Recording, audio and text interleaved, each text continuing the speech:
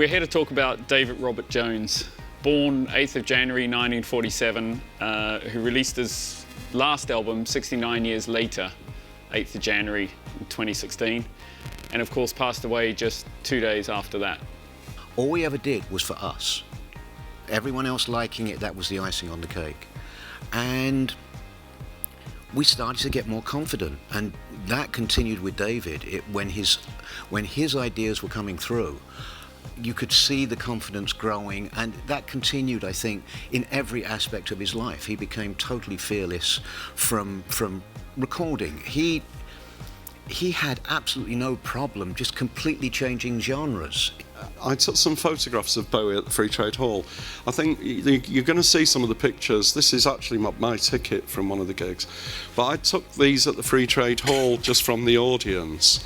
And I felt it was, it was the picture then that made me realise that I could maybe shoot rock and roll for a living.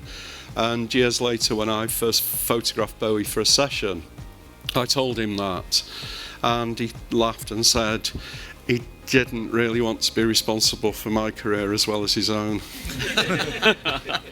And at that point in his career, I think that he was using all these building blocks to create a sort of barrage of press to back up all the activity.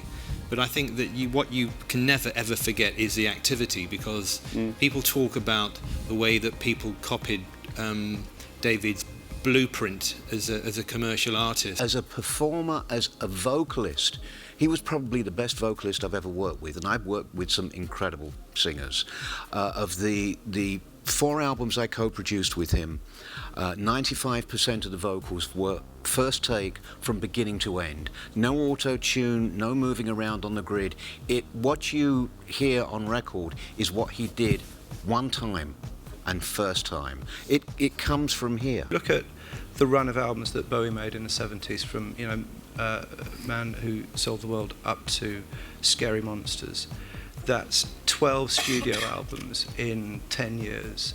The fluidity of change between those albums, the way that he's sort of shedding characters. It's Ziggy, it's Diamond Dogs, it's the Thin White Duke, it's the Man Who Fell to Earth, it's the Pierrot.